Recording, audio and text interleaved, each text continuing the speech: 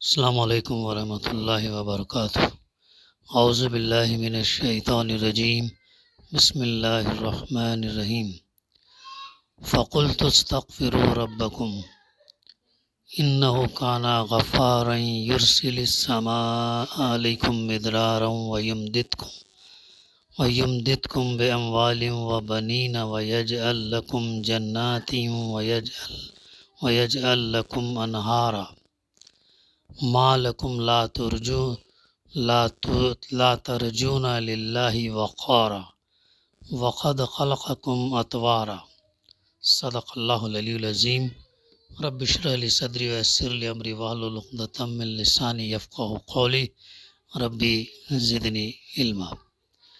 اپنے رب سے معافی مانگو، بے شک وہ بڑا معاف کرنے والا ہے۔ وہ تم پر آسمان سے خوب بارش برسائے گا، تمہیں مال اور اولاد سے نوازے گا، تمہارے لیے باغ پیدا کرے گا اور تمہارے لیے نہریں جاری کر دے گا۔ تمہیں کیا ہو گیا ہے کہ اللہ کے لیے تم کسی وقار کی توقع نہیں رکھتے، حالانکہ اس نے طرح طرح سے تمہیں بنایا ہے۔ سورہ نوح کی آیت نمبر 10 سے 14 تک کی تلاوت اور اس کی ترجمانی ابھی ہم نے سماعت کی۔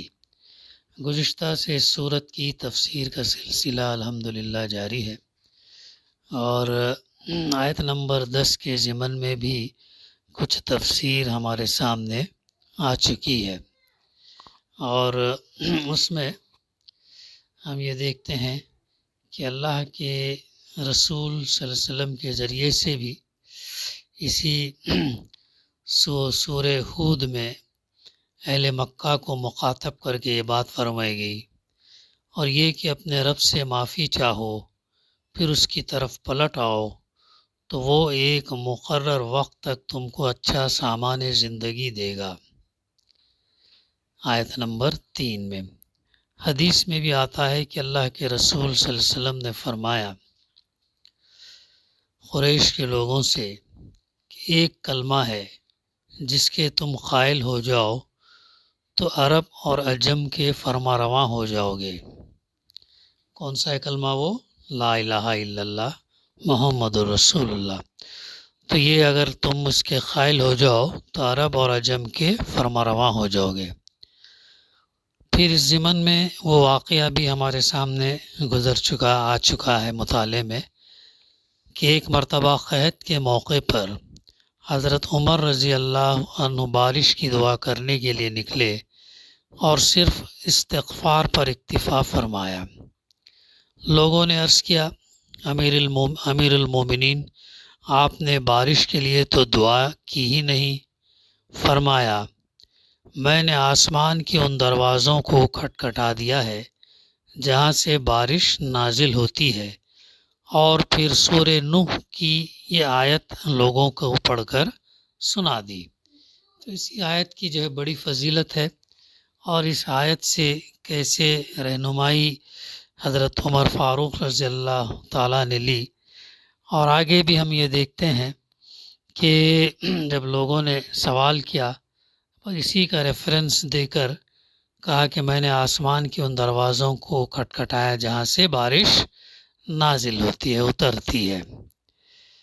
پھر اسی طرح ایک مرتبہ حضرت حسن بصری کی مجلس میں ایک شخص نے خشک سالی کی شکایت کی، فیمین اسکیرسٹی کی شکایت کی، تو انہوں نے کہا اللہ سے استغفار کرو، اللہ سے استغفار کرو، گناہوں کی بخشش مانگو۔ دوسرے شخص نے تنگ دستی کی شکایت کی۔ تیسرے نے کہا میرے ہاں اولاد نہیں ہوتی۔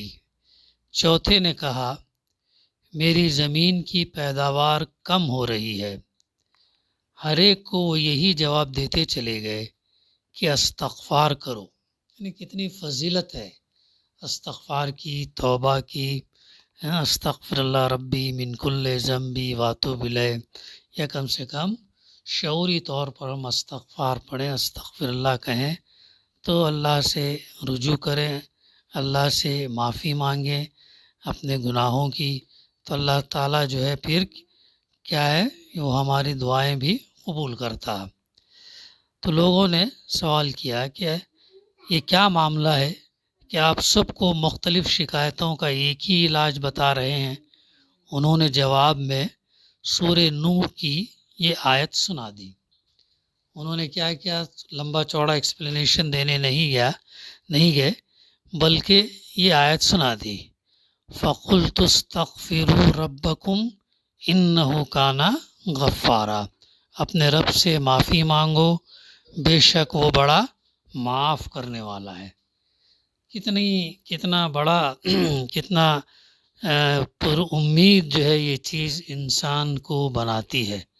کسی اور دین میں یا کسی اور مذہب میں جو ہے توبہ کا، استغفار کا، اللہ کی طرف رجوع کرنے کا یہ نہیں ملتا۔ عیسائیت کے اندر بھی اگر کسی نے کوئی گناہ کیا تو وہ کنفیس کرتے ہیں اپنے پادری کے سامنے یا اپنے فادر کے سامنے یا کسی ذمہ دار کلرجی کے سامنے جو ہے وہ کیا کرتے ہیں، کنفیس کرتے ہیں، سمجھتے ہیں کہ ہمارا گناہ ان کے ذمے ہو گیا، یہ اس سے فری ہو گئے، ایسے تصور۔ لیکن اسلام ہی وہ دین ہے جس میں ہم کو بتایا گیا کہ جو ہے اللہ سبحانہ و تعالیٰ سے توبہ مانگو، استغفار مانگو تو اللہ تعالیٰ جو ہے قبول کرے گا، بلکہ تمہارے پچھلے گناہیں بھی جو ہے اللہ تعالیٰ کیا ہے معاف کر دے گا۔ شرط یہ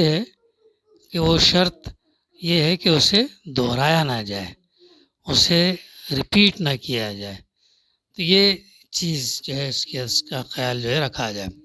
تو اتنی بڑی فضیلت ہے، اتنی بڑی اہمیت ہے سورہ نوح کی آیت نمبر 10۔ پھر اس کے بعد فرمایا گیا یرسل السماء علیکم مدرارا، وہ تم پر آسمان سے خوب بارشیں برسائے گا۔ اللہ تعالیٰ جو ہے آسمان سے خوب بارشیں برسائے گا۔ وَيُمْدِدْكُمْ بِأَمْوَالٍ وَبَنِينَ وَيَجْعَلْ لَكُمْ جَنَّاتٍ وَيَجْعَلْ لَكُمْ أَنْهَارًا، اور تمہیں مال اور اولاد سے نوازے گا، تمہارے لیے باغ پیدا کرے گا اور تمہارے لیے نہریں جاری کرے گا۔ یہ تمام چیزیں جو اللہ سبحانہ و تعالیٰ تمہارے خلوص اخلاص سے توبہ استغفار کرنے کے عوض میں اللہ تعالیٰ عطا کرے گا۔ پھر فرمایا ما لکم لا ترجون للہ وقارا، تمہیں کیا ہو گیا ہے کہ اللہ کے لیے تم کسی وقار کی توقع نہیں رکھتے۔ مطلب یہ ہے، تفسیر ہے، دنیا کے چھوٹے چھوٹے رئیسوں اور سرداروں کے بارے میں تو تم یہ سمجھتے ہو کہ ان کے وقار کے خلاف کوئی حرکت کرنا خطرناک ہے، مگر خداوند عالم کے متعلق تم یہ توقع نہیں رکھتے کہ وہ بھی کوئی باوقار ہستی ہوگا۔ اس کے خلاف تم بغاوت کرتے ہو، اس کی خدائی میں دوسروں کو شریک ٹھہراتے ہو، اس کے احکام کی نافرمانیاں کرتے ہو، اور اس سے تمہیں یہ اندیشہ لاحق نہیں ہوتا کہ وہ اس کی سزا دے۔ تمہیں کیا ڈر نہیں ہوتا اتنے بڑے مالک کائنات کی تم جب نافرمانی کرتے ہو، اتنی باوقار ہستی کی عزت احترام پرستش عبادت نہیں کرتے، کیا تمہیں ڈر نہیں ہوتا؟ یہ یہاں پر سوالیہ انداز میں جو ہے کہا جا رہا، لا ترجون للہ وقار، اللہ کے لیے تم کسی وقار کی توقع نہیں رکھتے۔ وقد خلقکم اطوارا، حالانکہ اس نے طرح طرح سے تمہیں بنایا، حالانکہ وہ اللہ ہی ہے جس نے تم کو طرح طرح سے بنایا۔ اس کی تفسیر میں ہے یعنی تخلیق کے مختلف مدارج اور اطوار سے گزارتا ہوا تمہیں موجودہ حالت پر لایا۔ پہلے تم ماں اور باپ کی صلب میں الگ الگ نطفوں کی شکل میں تھے، پھر اللہ کی قدرت ہی سے یہ دونوں نطفے ملے اور تمہارا استقرار حمل ہوا، پھر 9 مہینے تک ماں کے پیٹ میں بتدریج نشو و نما دے کر تمہیں پوری انسانی شکل دی گئی اور تمہارے اندر تمام وہ قوتیں پیدا کی گئیں جو دنیا میں انسان کی حیثیت سے کام کرنے کے لیے تمہیں درکار تھی۔ پھر ایک زندہ بچے کی صورت میں تم بطن مادر سے باہر آئے اور ہر آن تمہیں ایک حالت سے دوسری حالت تک ترقی دی جاتی رہی، یہاں تک کہ تم جوانی اور کہولت کی عمر کو پہنچے۔ ان تمام منازل سے گزرتے ہوئے تم ہر وقت پوری طرح اللہ کے بس میں تھے۔ وہ چاہتا تو تمہارا استقرار حمل ہی نہ ہونے دیتا اور تمہارے جگہ کسی اور شخص کا استقرار ہوتا۔ وہ چاہتا تو ماں کے پیٹ ہی میں تمہیں اندھا، بہرا، گونگا یا اپاہج بنا دیتا، یا تمہاری عقل میں کوئی فطور رکھ دیتا۔ وہ چاہتا تو تم زندہ بچے کی صورت میں پیدا ہی نہ ہوتے۔ پیدا ہونے کے بعد بھی وہ تمہیں ہر وقت ہلاک کر سکتا تھا، اور اس کے ایک اشارے پر کسی وقت بھی تم کسی حادثے کے شکار ہو سکتے تھے۔ جس اللہ کے بس میں تم اس طرح بے بس ہو، اس کے متعلق تم نے یہ کیسے سمجھ رکھا کہ اس کی شان میں ہر گستاخی کی جا سکتی ہے، اس کے ساتھ ہر طرح کی نمک حرامی اور احسان فراموشی کی جا سکتی ہے، اس کے خلاف ہر قسم کی بغاوت کی جا سکتی ہے، اور ان حرکتوں کا کوئی خمیازہ تمہیں بھگتنا نہیں پڑے گا؟ یہ سوال کیا جا رہا ہے۔ یہ چیزیں وہ ہے جو انسان کو غور کرنے کے لیے کہا جا رہا۔ انسان ایسی چھوٹی چھوٹی آیتوں پہ، چھوٹے چھوٹے فقروں پہ، ان تفسیر کے ذریعے سے اگر ہم اس پر غور کریں کہ اللہ سبحانہ وتعالیٰ نے جو ہے کیسے کیسے انسان کو سمجھانے کی کوشش کی ہے، کیسے کیسے جو ہے اسے غور کرنے کے لیے ابھارا ہے، لیکن اتنا سب اگر انسان اس سے دور رہے اور اسے سمجھنے کی کوشش نہ کرے اور اس پر عمل کرنے کی کوشش نہ کرے، تو پھر خسارے میں کون رہے گا؟ انسان ہی رہے گا۔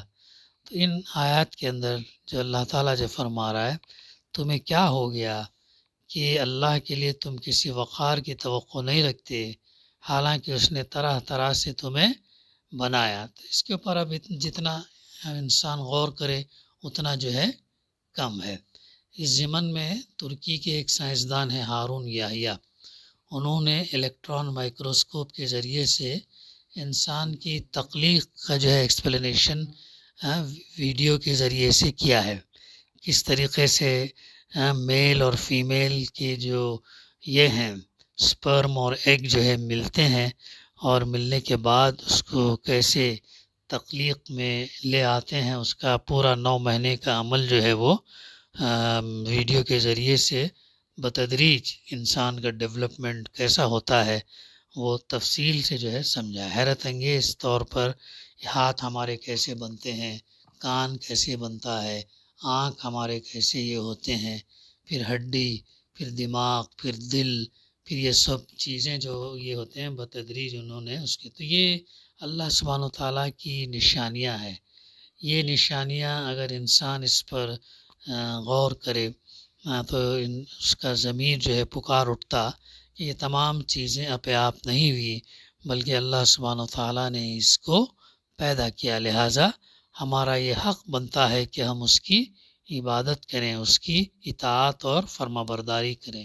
یہ تمام دلائل ہیں، یہ تمام پروف ہیں جو ہمیں جو ہے اللہ سبحانہ وتعالیٰ کی وحدانیت، اللہ سبحانہ وتعالیٰ کی واحد ہونے کی جو ہے ہمارے لیے یہ پروف دیتی ہیں۔ پھر آگے فرمایا جا رہا ہے الم تروا کیف خلق اللہ سبع سماوات طباقا